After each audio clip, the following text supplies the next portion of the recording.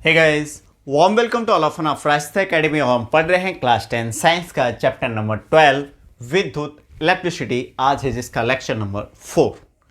तो उम्मीद करता हूँ बेटा आप लोगों ने दिवाली बहुत अच्छे से सेलिब्रेट किया होगा। अब अपन बोर्ड एग्जाम की तैयारी के लिए लग जाते हैं बहुत अच्छे तरीके से, क्योंकि बोर्ड एग्जाम आने वाले हैं। तो आज हम पढ़ेंगे ओम का नियम। इसके बाद फिर अपन इस चैप्टर के जो न्यूमेरिकल काफ़ी न्यूमेरिकल रहने वाले हैं, तो एक सीरीज अपन बनाएंगे। जो भी बोर्ड एग्जाम में अब तक आपके न्यूमेरिकल आ रखे, तो मैं न्यूमेरिकल कोशिश ये करूंगा कि लास्ट में कराऊंगा, कुछ न्यूमेरिकल में साथ में ही ले लूंगा टॉपिक से रिलेटेड। ठीक है, तो स्टार्ट करते हैं बेटा। ओम का नियम है क्या?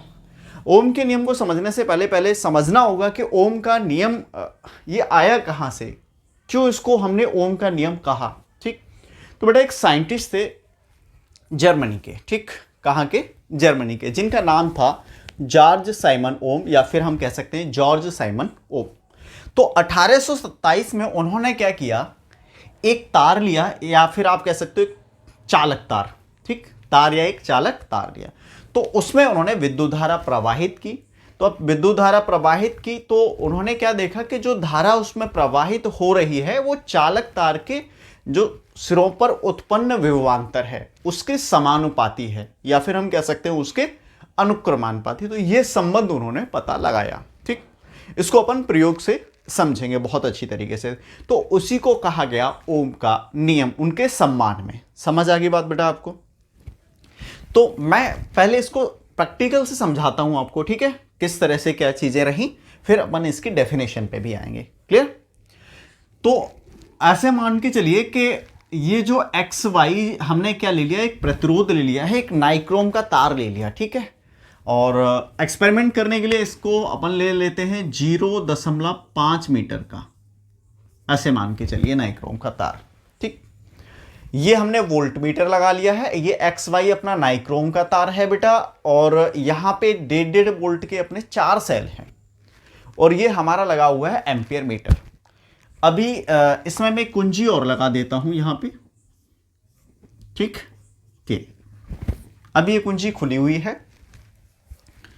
अब एक काम करते हैं, इन सेलों को बारी बारी से जोड़ते हैं हम, ठीक है, ध्यान से समझना है। तो जो एक्सपेरिमेंट किसने किया था, जॉर्ज साइमन ओम ने, वही हम करने वाले हैं। ठीक, क्या रिजल्ट निकल के आएगा उसी के आधार पे फिर ओम के नियम को अपन लिखेंगे एग्जाम में। ठीक, क्योंकि आ जाता है एग्जाम में, कभी कभी सत्यापन भी कीजिए ओम के नियम का। ओम के नियम है क्या, 1 नंबर में आ गया है, ठीक है, और कभी कभी 2 नंबर में आता है, कभी कभी 5 नंबर में आता है। जब 5 नंबर में आता है तो सत्यापन सहित अपने को करना होता है। ठीक, तो यहां पे अपन सत्यापन भी करेंगे सबसे पहले, उसके बाद डेफिनेशन पे आएंगे। ठीक, तो सबसे पहले अपन क्या करते हैं, ये एक सेल को परिपथ में हमने जोड़ा।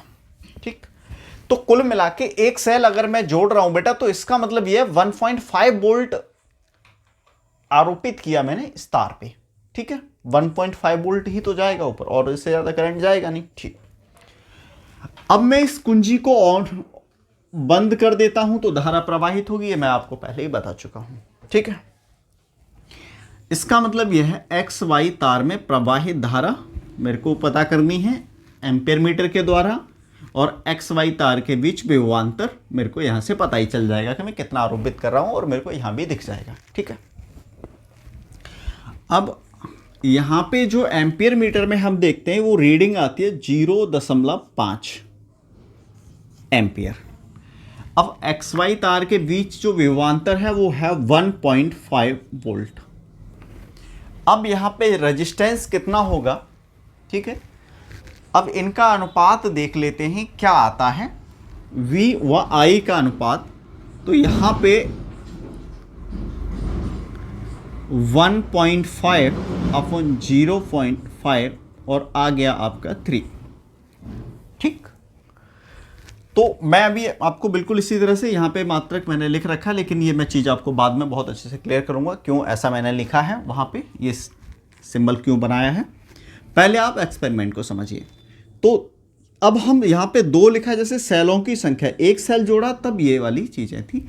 मैंने दूसरा सेल जोड़ दिया बेटा, दूसरा सेल जोड़ दिया तो ये, तो कुल मिला के अब करंट फ्लो होने लगा, यानी जो तार था यहां से मैंने यहां पे कनेक्ट कर दिया। अब 3 वोल्ट मैंने इस पे आरोपित कर दिए। ठीक है, अब 3 वोल्ट यहाँ पे मैंने आरोपित किया तो मेरे को विभवांतर तो 3 वोल्ट मिल गया। यहाँ पे मैंने रीडिंग देखा 3 वोल्ट आ रहा था, वो मिल गया। अब यहाँ पे मैं देखता हूँ कितना आ रहा है। तो यहाँ पे जब रीडिंग देखते हैं इसमें, ठीक है, रीडिंग को पाठ्यांक बोलते हैं बेटा हिंदी में, तो ये मिलता है अपने को 1 एम्पियर। ठीक, कितना? 1 एम्पियर। फिर 2 सेल की जगह अपन 3 सेल जोड़ देते हैं। 3 सेल जोड़ेंगे तो वोल्टेज 4.5 वोल्ट हो जाएगा और रीडिंग जो आता है वो आता है 1.5 एम्पियर। अब हम ये जो सेल हैं चारों हमने जोड़ दिए। ठीक, जब चारों सेलों को जोड़ते हैं तो वोल्टेज जो आरोपित है टोटल वो हो जाता है 6 वोल्ट और विभवांतर भी हमें वोल्ट मीटर में ये मिल जाता है। ठीक, एम्पियर मीटर में देखते हैं तो 2 एम्पियर का रीडिंग आता है। अब यहां पे रेशियो देखते हैं, यहां और इसका देखेंगे तो 3/1 यानी 3, 4.5 और 1.5, यहां भी 3 आएगा बेटा, और ये 6/2 यहां भी 3, यानी रेशियो जो आ रहा है वो 3:3 ही आ रहा है। इसका मतलब ये हुआ कि V प्रोपोर्शनल I।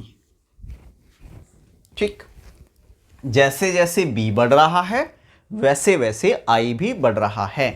देखो यहां पे, लेकिन इनका जो रेशियो है अगर आप निकालोगे तो सेम ही आ रहा है। V और I का रेशियो कितना आ रहा है? 3 आ रहा है। हम B को बढ़ा रहे हैं, I की वैल्यू बढ़ रही है। ठीक, यहां पे V 1.5 था, I 0.5 था। V 3 हो गया, ये 1 हो गया, ये 4.5 हो गया, ये 1.5 हो गया बेटा। ठीक, तो V बढ़ाने पर IV हमारा बढ़ रहा है, तो हम कह सकते हैं B प्रोपोर्शनल I।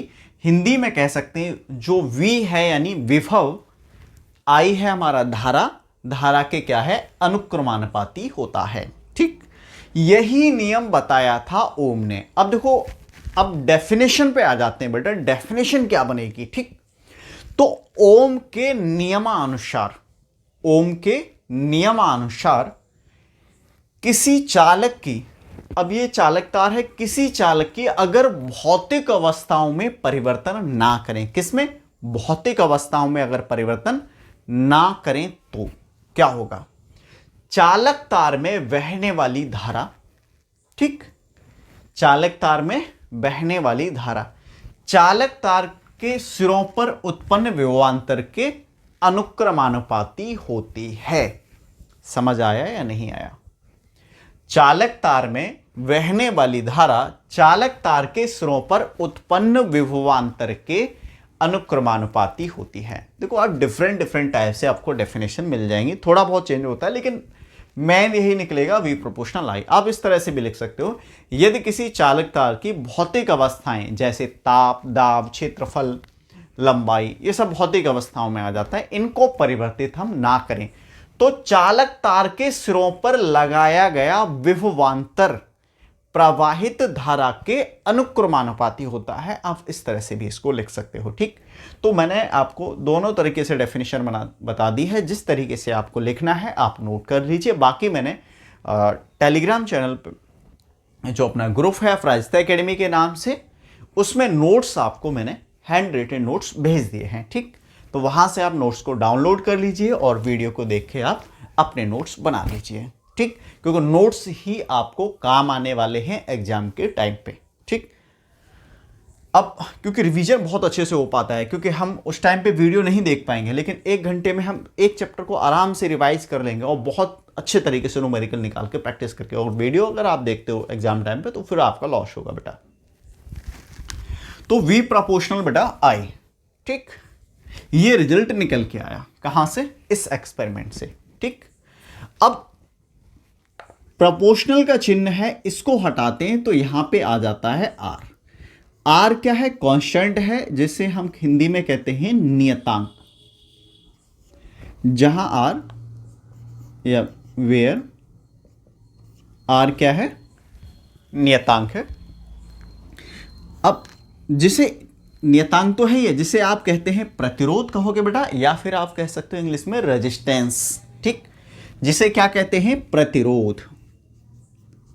प्रतिरोध, ठीक, ये आपका आर है। तो जो हमने यहां पे निकाला है आर बराबर है वी अपॉन आई, ठीक। अगर इसके मात्रक की बात करें तो होता है बेटा वी का होता है वोल्ट और आई का होता है एम्पियर, वोल्ट प्रति एम्पियर। लेकिन इसका जो एसआई यूनिट है वो है ओम, ठीक। अब ये जो रिलेशन जो फाइंड किया था वो ओम ने किया था, इसीलिए इसको ओम का नियम कहा गया। और जो मात्रक हमें रेजिस्टेंस का मिला यानी प्रतिरोध का, उसको भी क्या कहा गया, ओम। उनके सम्मान में यानी साइंटिस्ट के सम्मान में उसका नाम भी ओम दे दिया गया। अच्छा, इसको रिप्रेजेंट किससे कहते हैं, जैसे मैं लिख सकता हूं एस आई यूनिट लिख देता हूं बेटा, यहां क्या है ओ एच, ओम। इसका सिंबल इस तरह से आप बना सकते हो, ठीक है। ये है आपका ओम, ठीक। हिंदी में लिखना है तो इस तरह से लिखा भी हुआ है ऊपर, ठीक। तो ओम आपका ये हो गया है। अब यहां पे जैसे मैंने बनाया था R equal V upon I, और ये सिंबल किसका है, ओम, यानी प्रतिरोध का जो मात्रक है वो क्या होता है, ओम। तो आर बराबर वी अपॉन आई करने पर अपने को तीनों मिला है, ठीक। तो ये आपको समझ आ गया प्रतिरोध किसे कहते हैं, ठीक। अभी हम ग्राफ भी बनाएंगे, वी आई के अनुपात हमने निकाला है, यहां पे ग्राफ बनाएंगे, तो मैं प्रतिरोध किसे कहते हैं वो ले आपको डेफिनेशन बता देता हूं, ठीक है। अब प्रतिरोध मतलब रुकावट, एक तरीके से प्रतिरोध को आप एक तरीके से किसके रूप में देख सकते हो, रुकावट, ठीक। अब जैसे आप दौड़ लगा रहे हो बेटा, एक सीधा रास्ता है, ये अच्छे से भाग पाओगे, कम टाइम में ज्यादा दूर तक आप जा सकते हो, ठीक। लेकिन अगर ऐसा कर दिया जाए, इस रास्ते को मतलब ऊंचा फिर नीचा, फिर ऊंचा फिर नीचा, क्या आप उस स्पीड से भाग पाओगे, नहीं, है ना। तो ये रेजिस्टेंस है। या फिर हम आपके ऐसा कह दूं कि मैं आपके रास्ते में मैंने बड़े बड़े पत्थर डाल दिए, तो फिर क्या करना पड़ेगा, ये पत्थर किसका काम करेंगे, रेजिस्टेंस का, यानी प्रतिरोध का। इसलिए प्रतिरोध का संकेत भी यही है भाई, सिंबल भी इसी तरह से बनाया जाता है कहीं भी, जैसे हमने यहां यूज किया है ये, ठीक। तो प्रतिरोध का सिंबल तो ये हो ही गया। अब मैंने आपको बताया क्या, रुकावट। अब देखो हर तार में थोड़ा बहुत प्रतिरोध होता है, कोई भी चालक तार से, ठीक है। अब जैसे इसकी डेफिनेशन अपन देख लेते हैं क्या बनेगी, किसी चालक तार का वह गुण, ठीक है, ध्यान से सुनना, बहुत सिंपल सी डेफिनेशन है। किसी चालक तार का वह गुण जिसके कारण वह क्या करता है, विद्युत धारा का विरोध करता है, क्या कहलाता है, प्रतिरोध कहलाता है। किसी चालक तार का वह गुण जिसके कारण वह क्या करता है बेटा, विद्युत धारा का विरोध करता है। या फिर आप कह सकते हो आवेश का, यानी जो किसी, देखो अब ये चालक तार हो गया अपना, अब इस चालक तार में से होके आवेश जा रहा है, ठीक। अब इस आवेश के मार्ग में जो रुकावट पैदा होगी या जो इसका विरोध होगा, वही किसके कारण हो रहा है, प्रतिरोध के कारण, ठीक। तो बहुत सिंपल सी डेफिनेशन है, किसी चालक का वह गुण जो किसी चालक में से होकर या उस चालक में से होकर जो धारा गुजरती है उसका विरोध करता है, क्या कहलाता है, प्रतिरोध कहलाता है। आप इसको समझिए, फिर आप बना के इसको अपने आसानी से लिख भी पाओगे एग्जाम में। अगर आप रट्टा मारोगे तो आप नहीं कर पाओगे बेटा। तो आपको चीजों को समझना है, ना कि रटना है, ठीक। तो आपका बेटा प्रतिरोध हो गया, मैंने आपको बता दिया प्रतिरोध का मात्रक क्या है, ओम का नियम। अब अपन एक काम कर लेते हैं, जो मैंने बताया था ना ग्राफ, कभी कभी ग्राफ भी एग्जाम में बेटा हमारे में आ जाता है, तो ग्राफ बनाते हैं, ठीक है, किस तरह से बनेगा।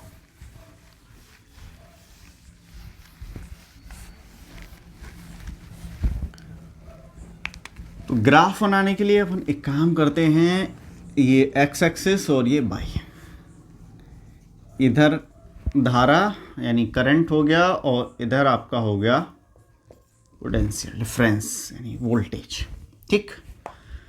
अब वोल्टेज यहाँ 1.5 था, तो करंट यहाँ 0.5, वोल्टेज आपका हो गया था 3, तो करंट हो गया 1, वोल्टेज हुआ 4.5, तो करंट हो गया 1.5, वोल्टेज हुआ 6, तो करंट हो गया 2 एम्पियर।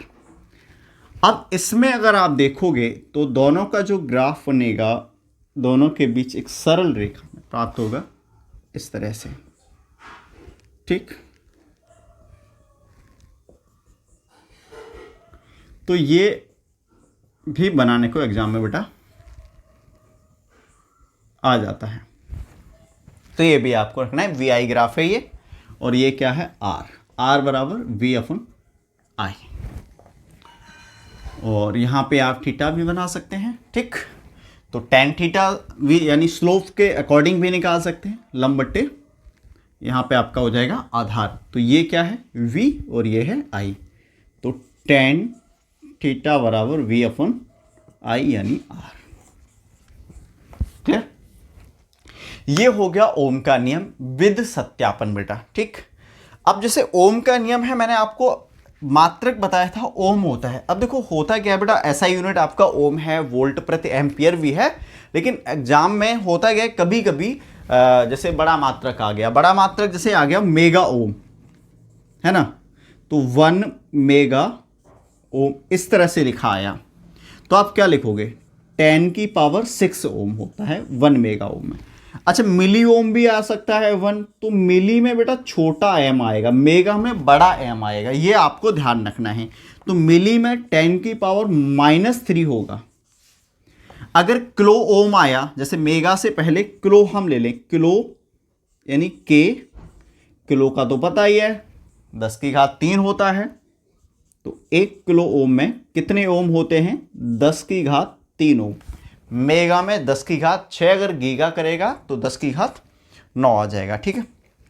तो देखो 1 मिली ओम और 1 माइक्रो ओम। 1 मिली ओम में 10 की घात -3 ओम, और 10 की घात यहां होता है -6